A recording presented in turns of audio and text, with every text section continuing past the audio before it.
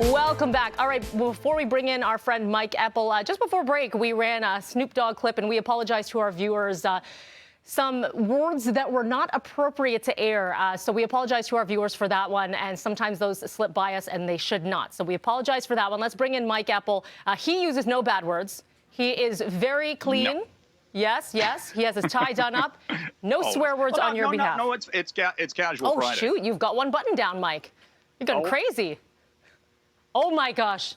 That's too much. That's too much. That's too much. Okay, well, now we have to apologize for that. Too much, yeah. Okay. That's shocking. All right. It's okay. Shocking. Apologize times two. No, Mike, wait, you're talking about Snoop Dogg this morning. This is a real story. Well, it is because, I've been all about the ridiculous this week with the world of NFTs and what people are spending money on these days and platforms that they're using. And now somebody, an unnamed person, has apparently spent upwards of $450,000, Melanie, to be the neighbor of one Snoop Dogg in the Metaverse. This virtual world that's being formed by the likes of Facebook, sorry, Meta, and others. I get it, but I don't get it. Yeah, exactly, right? But it's a thing. I mean, I saw earlier this week that Polo Ralph Lauren had bought into the Metaverse to basically offer avatars that are dressed in Ralph Lauren clothing.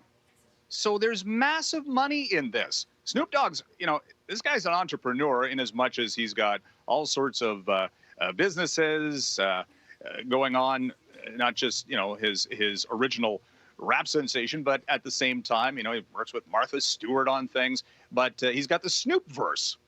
This virtual world, and people, it's a thing. And look, if we've learned nothing else about the past year about how there's a lot of money out there, whether people have made it in the stock markets or cryptocurrencies or what have you, and people are willing to spend on things that we never would have thought of before, whether it is non-fungible tokens, digital art, and the metaverse now, and all of these things that are coming. It's Mark Zuckerberg's world, and we're just living in it, I think, and it's just going to get more so going forward. It's pretty wild. Okay, you are following today inflation numbers out of the U.S. Yes. What are you expecting?